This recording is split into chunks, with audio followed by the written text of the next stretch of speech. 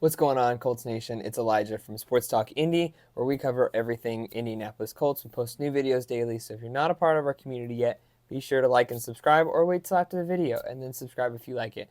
The Colts were pretty evident, and everything's draft right now, draft and free agency, which has been a mess so far for the Colts in this offseason. Free agency has been, for us fans, it's been kind of abysmal. It's been kind of like waiting on the next big move, and it hasn't happened yet. And so we're kind of now looking, and we're going to pivot towards the draft because clearly that seems to be where the Colts are going to go, where the Colts want to go. So the Colts, yesterday was pro day for several schools. You obviously had UNC, and Caleb Williams was there. USC, sorry, excuse me. So Caleb Williams was there. The Chicago Bears they sent like 20 guys there. So definitely, like, all reports seem to be that he's going number one overall.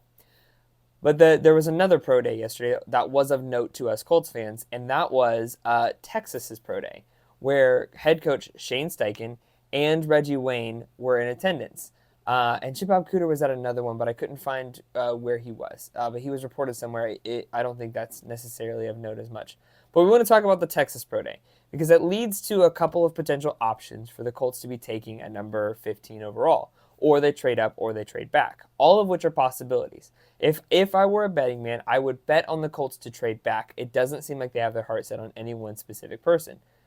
But this does give us a huge inclination as to where the Colts might be going at number 15 overall. Because I think we all expect them to go defensive back. I think we all expect them to go to that direction. But there's not really a defensive back coming out of Texas that would warrant a pro day visit. And your wide receivers coach is in attendance. So I think this leads us to believe in a couple of options. Well, the first one is they've only signed defensive players. So how funny would it be?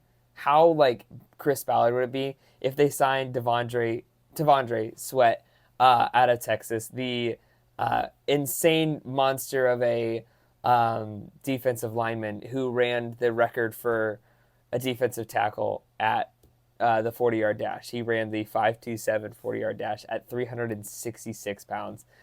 That would just be Chris Ballard. We're just going to pretend that's not even an option. That's not even real. T'Vondre Sweat, he's going in the first round, not to the Colts, hopefully. And I think it would be great, but we just signed like 4 defensive linemen, or defensive tackles, so we don't need another. But I think where I want to see us go, and where Colts fans, like, we're ready for the fun, right? I think it would be fun to see one of two options. Your wide receivers coach is in attendance, so therefore you know that he's probably going wide receiver. So there's 2 options coming out of Texas, and I like them both. The first one is the absolute blockbuster. I mean, everyone saw his combine in Xavier Worthy. I think this would be the second option. I think if the Colts trade back, they would get Worthy. But Xavier Worthy has an athleticism score of 98 on the draft prospect.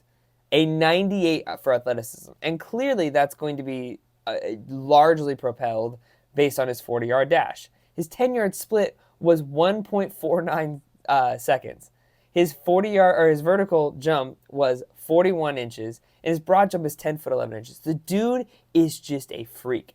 Absolutely incredible. He had a production score of 81, which is a 5th ranked in the wide receiver combine, and his total score is 88.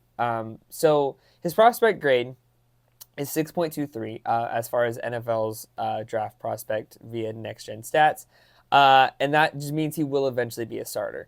I like this. I like this for the Colts. I think this would be a really good pickup. He's also only a junior, so if you let him sit under Pierce or Downs or kind of let him develop, you have that opportunity. But this would open up a huge window for the Indianapolis Colts and what options will be for Anthony Richardson. Anthony Richardson, from his knees, hit a 63-yard crossbar.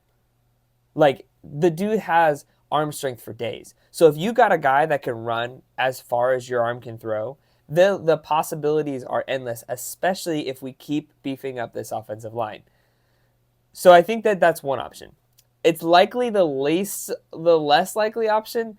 I would say in the 3 of potential first rounders for Texas, it goes number 3, T'Vondre Sweat, number 2, Xavier Worthy. And then number 1, the one that I think everyone's got their eye on, and I would bet that the Colts do as well, and that's Adonai Mitchell. Adonai Mitchell fits everything the Colts draft for. He is 6'2", 205 pounds. His arm span is 32 3/8. His wingspan is 77 5/8. And his hand is 9 inches. 6'2", 205. That is how Ballard drafts wide receivers. When he's making them in his little, like, if he made like Madden players as wide receivers, they're 6'2", 205 pounds. Like, this is exactly who he drafts on average every single year. And he had a good 40-yard dash. He had a 4.34 40-yard dash. His vertical was 39.5, and his broad jump was 11 foot 4 inches. That's amazing. He's got plenty of positives. Above average long speed. He's a vertical threat if he gets stride. Good flexibility and body control. Long, lanky frame, but moves smoothly. He's a functional route runner on the vertical tree. At his best with go routes, posts, and digs. That's amazing. That's what we need. And very good hand-eye coordination and natural ability to attack the ball away from his frame. And they only had one or a couple negatives. He's a hot and cold yard after catch. Can be slow to turn himself into a runner at times. Change of direction isn't threatening. Inconsistency to attack the ball when contested, and he's a poor blocker. That doesn't scare me as much, only because if he's going to be the vertical guy, he's naturally going to get that yard after catch anyways. Like, he's naturally going to be, if you're going on a go route and you catch the ball, you're already going. I think that this is referring specifically to your comeback routes, your cross routes, slants, stuff like that. To be able to turn upfield probably isn't his strength. But I think this would be a really good option. I'm still on the Brian Thomas Jr. I like Brian Thomas Jr. a lot. But that being said, I like this option as well as Adonai Mitchell. If this is where the Colts go in the draft, I'm not going to be mad. Now, address the need at secondary. I will continue to say this. Like, come on. This is important. But as far as, like, wide receivers go, if the Colts are going to finally take a wide receiver in the first round for the first time since Philip Dorsett in 2015, I think that Adonai Mitchell and Brian Thomas Jr. are going to be two options that I would love to see. Obviously, we're all pulling for Marvin Harrison Jr. But if we're going to a realistic, practical expectation, and I were you, I would start setting my eyes on Adonai Mitchell and maybe start making a Adonai Mitchell Colts jersey, just to kind of see what it looks like. But that's my report for today. My report for today is the Colts were in attendance, very heavily presented at the Texas Pro Day.